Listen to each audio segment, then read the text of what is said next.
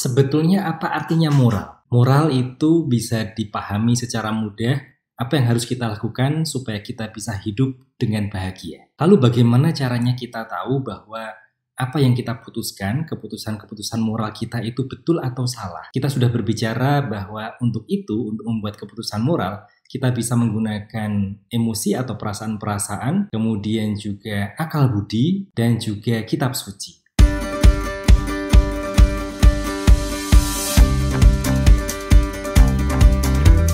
Halo para mahasiswa yang terkasih, jumpa lagi dengan saya di dalam kuliah pengantar teologi moral. Dan kali ini topik pembicaraan kita adalah sumber-sumber kebijaksanaan moral. Nah, apa saja sumber-sumber kebijaksanaan moral itu? Kita akan lihat bahwa pengalaman kita sebagai manusia itu bisa menjadi sumber-sumber kebijaksanaan moral kita. Dan kemudian yang kedua adalah akal budi kita. Kita dikaruniai Tuhan otak, akal budi. Dan yang ketiga adalah tentu saja kitab suci. Sebagai orang Kristiani, kita mendasarkan diri pada kitab suci sebagai sabda Allah. Artinya Allah menyapa kita melalui sabdanya. Dan disitulah kita menemukan bagaimana tuntunan hidup ke arah yang lebih baik, ke arah kebijaksanaan dan ke arah kebahagiaan. Yang pertama, pengalaman. Nah, bagaimana pengalaman kita sebagai manusia ini bisa menjadi sumber-sumber kebijaksanaan moral kita? Kita bisa membandingkan bahwa kalau kita melihat hewan, manusia itu melibatkan seluruh tubuh, emosi, dan pikirannya dalam apa yang dia lakukan. Artinya, kalau kita manusia makan, itu kita melibatkan tubuh, emosi, dan pikiran kita. Berbeda dengan hewan, misalnya ayam. Kalau Anda memberi makan ayam, pasti dia tidak akan pernah mengeluh, "Loh, ini kok dikasih makanan katul lagi? Kemarin kan sudah." Nah, sementara kalau kita hari ini makan hal yang sama dengan apa yang kita makan kemarin, lalu seringkali kita protes kepada ibu kita atau kepada kepala dapur di asrama kita. Lalu kita protes, kenapa makan ini lagi? Nah, itu karena apa? Karena apa yang kita lakukan itu kita libatkan seluruh tubuh, emosi, dan pikiran kita. Sehingga kita ingat bagaimana perasaan kita kemarin ketika kita makan apa yang kita makan kemarin. Maka dibandingkan dengan hewan, manusia itu lebih kompleks, dan itulah kenapa manusia itu mempunyai pengalaman. Artinya apa yang dialami itu bisa direfleksikan lagi. Sementara hewan, kalau mengalami sesuatu, kalau melakukan sesuatu, tidak ada unsur tubuh, emosi, dan pikiran. Karena semuanya itu didorong oleh instingnya. Maka manusia itu seringkali disebut sebagai imago Dei, atau gambar dan citra Allah. Kenapa disebut demikian? Nah, kita refleksi dulu ya. Sebetulnya manusia itu ketika diciptakan itu baik atau jahat? Oke, kalau kita mengatakan bahwa manusia itu baik, kenapa ada orang-orang jahat? Kenapa ada orang-orang yang suka membunuh? Kenapa ada pembunuhan terjadi di dunia ini? Atau kenapa ada orang yang berbuat jahat kepada sesamanya sendiri? Jadi sebetulnya manusia itu baik atau jahat? Nah, kalau manusia itu baik, kenapa ada kejahatan? Dan kalau manusia itu jahat, kenapa juga ada kebaikan di dunia ini? Iman Kristiani mengakui bahwa manusia itu diciptakan oleh Tuhan baik adanya. Nah, kenapa manusia itu bisa berbuat jahat? Tentu saja karena manusia mempunyai kebebasan, dan dengan kebebasan itu dia bisa memilih sesuatu yang juga bertentangan dengan Allah. Maka ada kecenderungan manusia berbuat jahat. Tetapi toh manusia itu bisa menangkap apa yang sebetulnya harus dia lakukan. Maka dalam hal ini kita bisa mengatakan bahwa manusia itu memiliki percikan ilahi, sehingga dia bisa memahami apa yang dikehendaki oleh Allah bagi dirinya. Oleh karena itu, manusia bisa mengatakan bahwa dia adalah pribadi yang diciptakan tidak hanya menurut gambar dan rupa Allah saja, melainkan ke dalam gambar dan rupa Allah. Ini dikatakan oleh Santo Thomas Aquinas. Apa artinya? Artinya bahwa manusia itu mengalami proses untuk menjadi semakin baik dan lebih baik.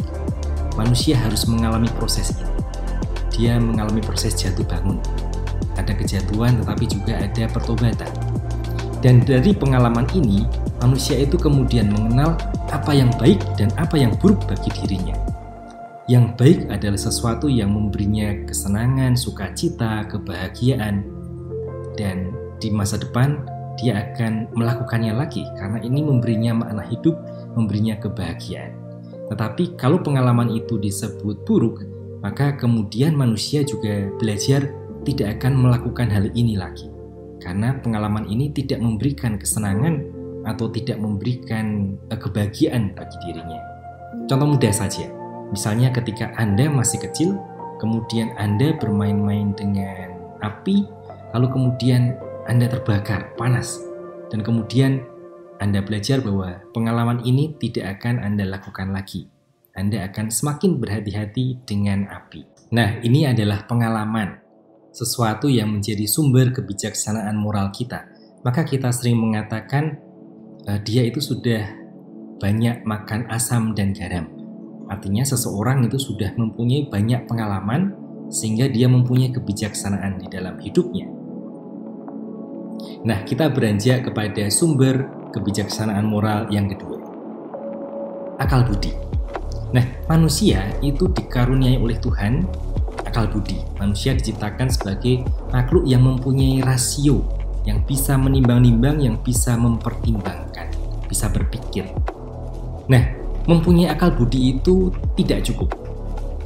Kalau orang mempunyai akal budi, maka dia juga harus melatih akal budi itu sehingga dia mempunyai akal sehat.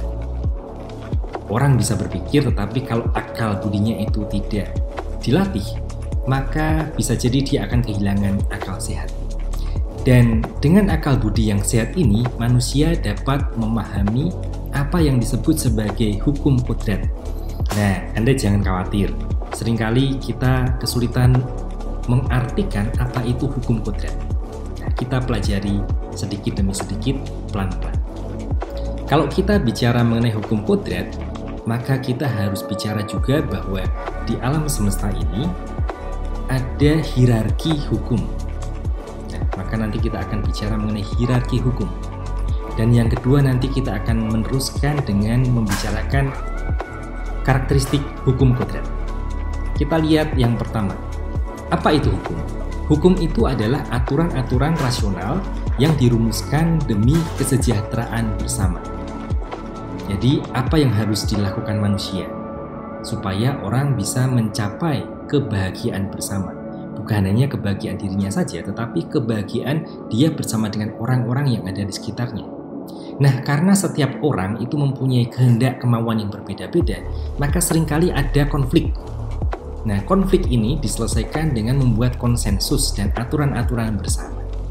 Maka aturan-aturan bersama ini dibuat demi kesejahteraan kita bersama. Nah, kita lihat satu persatu bagaimana hukum itu mempunyai hierarki. Dengan mengutip gagasan Thomas Aquinas, kita bisa memahami bahwa di dunia ini ada yang disebut hukum abadi. Apa itu hukum abadi? Hukum abadi itu adalah rencana Allah untuk semua ciptaan, semua rencana yang ada di dalam pikiran Allah. Dan ini bisa kita gambarkan sebagai rancangan suatu bangunan yang ada di dalam pikiran seorang arsitek. Kalau seorang arsitek itu ingin membuat sebuah bangunan, maka dia mempunyai rancangan di dalam pikirannya. Apa yang dikehendakinya dan apa yang dipandang akan baik. Katakanlah di dalam pikiran Allah, Allah mempunyai rencana ini. Rencana bagaimana seluruh ciptaan itu bisa berfungsi, bisa berjalan, dan mencapai kebahagiaan. Nah, di bawah hukum abadi ini, yang seringkali tidak mudah ditangkap oleh manusia, maka Allah juga menurunkan utusan-utusannya untuk membantu manusia memahami hukum abadinya itu. Maka ada pewahyuan. Di dalam pewahyuan, para utusan Allah, para nabi, dan juga di dalam tradisi Kristiani, tentu saja Yesus Kristus sendiri, itu diutus Allah kepada manusia untuk menyampaikan hukum ilahi. Nah, hukum ilahi ini memberitahu kepada manusia apa yang harus dilakukan. Misalnya, cintailah sesamamu, kasihilah sesamamu. Ini menunjuk lebih konkret bagian-bagian dari rencana besar Allah itu yang ada di dalam hukum abadi. Lalu selanjutnya ada yang disebut sebagai hukum kodrat. Nah, hukum kodrat ini adalah konkretisasi lebih lanjut dari hukum ilahi. Misalnya, kalau kita mengenal ada hukum kasihilah sesamamu manusia di dalam kitab suci, nah bagaimana hal itu kita operasionalkan di dalam kehidupan kita, misalnya di dalam keluarga atau di dalam masyarakat atau di dalam kehidupan politik. Nah, di dalam hukum ilahi yang bisa kita ketahui di dalam pewahyuan di kitab suci misalnya, kita tidak menemukan bagaimana aturan-aturan itu bisa memandu pengalaman-pengalaman kita di bidang yang lebih konkret, misalnya di dalam hidup berkeluarga atau di dalam hidup berpolitik. Maka harus ada aturan-aturan yang nantinya semakin terwujud di dalam hukum sipil. Nah, kembali lagi ke hukum kodrat. Hukum kodrat ini ditemukan secara eksplisit melalui diskusi-diskusi, melalui perdebatan, melalui penelitian, melalui dialog. Dan hukum kodrat ini sendiri juga memiliki tingkatan-tingkatan juga. Yang paling umum itu kita kenal misalnya, lakukanlah yang baik dan hindari yang jahat. Kalau dirinci lebih lanjut lagi, akan lebih menuntut banyak pemikiran. Misalnya apa? Misalnya hormati orang yang lebih tua. Atau misalnya hanya boleh mengambil bunga pinjaman secara wajar. Atau misalnya lagi kita harus membuat aturan mengenai kepemilikan senjata api. Nah, hukum sipil adalah hukum yang paling kita kenal secara familiar. Ini mencakup hukum negara, hukum sipil, hukum negara bagian atau aturan provinsi, aturan gubernur. Dan hukum-hukum ini dirumuskan oleh Dewan Perwakilan Rakyat atau Mahkamah Hukum. Nah, hukum-hukum ini jika memang hukum yang baik, maka mencerminkan hukum yang masuk akal, yang jelas diketahui secara publik, dan publik mau terikat pada aturan-aturan itu. Dan yang lebih penting adalah hukum yang baik itu terarah kepada kebaikan bersama dibandingkan dengan hukum yang lebih menguntungkan sekelompok atau beberapa gelintir orang saja. Maka disinilah kita melihat mengapa para politikus itu merumuskan hukum yang seringkali mendukung kepentingan kelompok-kelompok tertentu. Dan ini nanti pasti tidak akan mendapatkan dukungan publik karena hukum-hukum ini, karena terkait dengan hukum kodrat, maka harus dapat diterima oleh akal dan sifatnya lebih spesifik daripada hukum kodrat. Selanjutnya kita bicara mengenai karakteristik hukum kodrat. Jadi bisa dikatakan bahwa hukum kodrat itu adalah aturan-aturan demi kebaikan bersama yang tingkatnya ada di bawah hukum ilahi, hukum yang seringkali kita temukan di dalam kitab suci, tetapi tingkatnya lebih tinggi daripada hukum-hukum partikular atau hukum-hukum sipil. Nah, hukum sipil itu contohnya seperti yang sudah saya sebut tadi, aturan-aturan perundang-undangan sebuah negara, atau aturan gubernur, atau aturan bupati. Hukum kodrat ini mempunyai beberapa karakteristik. Yang pertama adalah hukum kodrat atau natural law itu bukan artinya hukum-hukum alam. Nah, perlu dibedakan antara natural law dan the laws of nature. The laws of nature itu misalnya apa? Misalnya kita mengatakan air akan mendidih dalam suhu 100 derajat. Atau air akan membeku ketika suhu mencapai 0 derajat. Nah, ini adalah contoh-contoh hukum-hukum alam. Nah, hukum alam itu hukum yang berlaku di mana-mana terkait dengan sifat-sifat fisik ciptaan. Yang kedua adalah hukum kodrat itu merupakan hasil dari pemikiran rasional manusia. Manusia itu pada dasarnya ingin selalu mencapai kebahagiaan atau mencari kebahagiaan. Maka di dalam tindakannya, di dalam cara berpikirnya, dia melakukan trial and error. Jadi dia mencoba dan kemudian menemukan. Dia mencoba, kalau menemukan sesuatu yang baik itu akan diteruskan. kalau ternyata tidak memberikan kebaikan, maka akan dihentikan atau tidak dilakukan lagi. Dan ini adalah pengolahan dari pemikiran rasional. Kita bisa berdebat dengan orang lain mengenai hal ini. Misalnya ketika Anda berdebat atau berdiskusi dengan orang tua Anda, ketika orang tua Anda mengusulkan kamu besok sebaiknya jadi dokter saja, atau kamu sebaiknya besok jadi insinyur, atau besok kamu sebaiknya menikah dengan orang yang seperti ini atau seperti itu, atau kamu lebih baik masuk ke biara, dan seterusnya. Di situ kita bisa membuat perdebatan atau diskusi. Manakah yang paling memberi kita kebahagiaan? Tidak hanya di dalam lingkup hidup personal saja, tetapi juga di dalam lingkup hidup bersama. Misalnya, orang mencari kemungkinan-kemungkinan terbaik bagaimana mengupayakan kondisi masyarakat yang aman dan aman. Bagaimana aturannya? Misalnya di tengah pandemi ini, bagaimana supaya kita bisa hidup tetap normal, bisa beraktivitas, tetapi dengan ketentuan-ketentuan yang membuat kita bisa menghindarkan diri dari infeksi virus. Karakter berikutnya dari hukum kodrat adalah bahwa hukum kodrat itu berdimensi sosial. Artinya, hukum ini juga mengikat kita dengan orang lain. Kita tidak bisa hanya bicara mengenai kebahagiaan diri kita saja, melainkan juga kebahagiaan bersama dengan orang lain. Dan kemudian yang keempat adalah bahwa hukum kodrat itu lintas batas. Artinya apa? Artinya bahwa kita bisa berdiskusi dengan orang lain mengenai persoalan-persoalan moral, juga kalau orang itu berbeda latar belakang religius dengan kita, berbeda agama atau keyakinan dengan kita, bahkan berbeda pandangan politik. Nah, misalnya kalau kita bicara mengenai masalah etis, berhadapan dengan persoalan-persoalan etis yang muncul di dalam era pandemi ini, misalnya bagaimana orang tua itu semakin terbebani dengan tugas mendampingi anak-anaknya untuk belajar online. Nah, kita bisa mendiskusikan dengan orang-orang yang berbeda agama dengan kita atau berbeda keyakinan dengan kita. Nah, itu tadi yang kedua, akal budi sebagai sumber kebijaksanaan moral kita. Dan yang ketiga, tentu saja adalah kitab suci. Nah, bicara mengenai kitab suci, nanti kita akan bicara bagaimana orang itu bisa menempatkan kitab suci di dalam persoalan-persoalan moral yang dia hadapi. Dan berikutnya adalah kita akan melihat bahwa ternyata di dalam kitab suci itu, walaupun ada serangkaian norma-norma moral, namun kadar isinya berbeda-beda. Kita lihat yang pertama.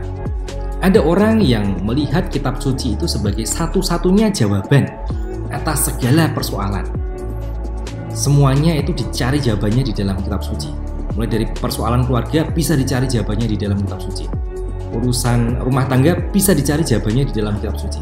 Urusan ekonomi atau politik bisa juga dicari di dalam kitab suci.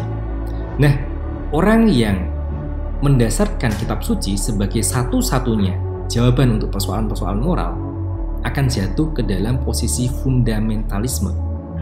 Nah, dengan sikap ini, orang kemudian tertutup akan diskusi etis. Maka ada orang yang juga mengatakan bahwa di dalam kitab suci itu sama sekali tidak ada jawaban atas persoalan-persoalan moral. Nah, kenapa orang bisa mempunyai posisi macam ini? Karena bagi mereka, di dalam kitab suci itu terdapat kisah-kisah yang saling kontradiktif satu sama lain. Atau ada yang mengatakan bahwa di dalam kitab suci itu, kisah-kisah yang ada di sana dirumuskan secara agak berlebihan. Orang muda mengatakan agak lebay. Nah, tentu saja posisi ini juga tidak tepat. Nah, posisi kita sebagai orang Kristiani adalah melihat kitab suci itu sebagai sumber kebijaksanaan moral. Artinya kita bisa belajar dari norma-norma moral yang ada di dalamnya. Bahwa kitab suci itu tidak lengkap, tentu saja iya, karena kitab suci itu ditulis dalam konteks sejarah historis tertentu yang seringkali ada perbedaan besar antara situasi sekarang dengan situasi masa lalu ketika kitab suci itu dirumuskan. Maka kita akan melihat bahwa di dalam kitab suci itu ada kadar yang berbeda-beda. Yang pertama, di dalam kitab suci kita menemukan hukum dan keputusan-keputusan yang spesifik. Nah, ini amat mudah dijumpai di dalam kitab suci Perjanjian Lama. Di sana ada hukum-hukum yang dirumuskan pada zaman Musa. Misalnya hukum bahwa seorang imam itu dituntut mempunyai aturan demikian-demikian ketika dia mempersembahkan kurban untuk orang kusta. Atau bagaimana tata cara mempersembahkan hukum bakaran itu di sana diatur. Nah, tetapi hukum ini tentu saja tidak ada kaitannya dengan kehidupan kita langsung karena kita tidak mempunyai tata cara semacam itu. Juga di dalam kitab suci, misalnya di dalam surat-surat Rasul Paulus, terdapat keputusan-keputusan spesifik yang konkret yang berlaku pada zaman itu, pada situasi yang dihadapi oleh Paulus. Misalnya ada ketentuan yang mengatakan terimalah orang yang lemah imannya tanpa mempercakapkan pendapatnya, yang seorang yakin bahwa ia boleh makan segala jenis makanan, tetapi orang yang lemah imannya hanya makan sayur-sayuran saja. Nah, ini kita dapatkan dalam surat Rasul Paulus kepada jemaat di Roma ayat 1 dan 2 dari bab 14. Keputusan macam ini berlaku hanya pada saat zaman Paulus, sehingga tidak relevan untuk zaman kita sekarang. Nah, keputusan-keputusan Paulus itu hanya mengikat situasi pada jemaat pada zaman itu, sehingga tidak relevan untuk zaman kita sekarang. Selanjutnya di dalam kitab suci kita juga menemukan norma-norma moral. Norma-norma moral ini sifatnya lebih umum daripada hukum-hukum dan keputusan-keputusan spesifik yang tadi kita lihat di sini. Nah, norma-norma moral ini berlaku di banyak kesempatan dan bagi banyak jemaat. Kita ambil contoh lagi di dalam surat Rasul Paulus kepada jemaat di Korintus. Di sana Paulus mengatakan, hendaklah kalian saling mengasihi, karena barang siapa mengasihi satu sama lain, dia telah memenuhi hukum Taurat. Nah, ini adalah norma-norma moral yang lebih umum. Tetapi perintah atau norma moral hendaklah saling mengasihi ini juga masih perlu dikonkretkan. Lantas ada yang disebut sebagai nilai, tujuan, dan ideal di dalam kitab suci. Nah, nilai, tujuan, ideal ini harus kita cari. Kalau kita menemukan norma-norma moral di dalam kitab suci, dan kalau kita menemukan hukum-hukum spesifik yang berlaku pada zaman tertentu di dalam kitab suci, yang mungkin juga tidak terlalu relevan untuk zaman kita sekarang, kita perlu mencari sebetulnya di balik ini ada tujuan atau nilai apa yang hendak dituju. Dan yang berikutnya adalah karakter Kristiani. Nah, karakter Kristiani ini adalah gambaran bagaimana seseorang itu menjadi seperti apa. Jemaat Kristiani hendaknya seperti apa, harus mengarahkan diri menjadi figur atau pribadi seperti apa. Nah, para teolog yang mempelajari kitab suci untuk mencari pesan-pesan moralnya itu mengetahui pentingnya melihat kitab suci secara keseluruhan. Lalu kemudian harus menghargai masing-masing jenis tulisan-tulisan yang ditampilkan di dalam perikop-perikop khusus. Atau artinya dia juga harus melakukan eksegese untuk menemukan maknanya dan juga relevansinya. Dan kemudian memberi perhatian secara cermat kepada latar belakang sejarah dan budaya di mana perikop-perikop tersebut ditulis. Puisi-puisi di dalam Mazmur contohnya harus dipahami dalam terang yang berbeda dibandingkan dengan nasihat-nasihat Santo Paulus kepada jemaat-jemaat saat gereja perdana yang ditulis berabad-abad kemudian untuk tujuan yang berbeda. Nah, itu adalah tingkatan-tingkatan teks dengan kadar moral yang berbeda-beda yang kita temukan di dalam kitab suci. Maka hari ini kita sudah mempelajari bagaimana kebijaksanaan moral itu bisa kita dapatkan dari pengalaman, dari akal budi, dan tentu saja dari inspirasi kitab suci. Demikianlah pembelajaran kita kali ini dan kita akan mengikuti perkuliahan untuk topik-topik selanjutnya di video selanjutnya. Sampai jumpa, selamat belajar.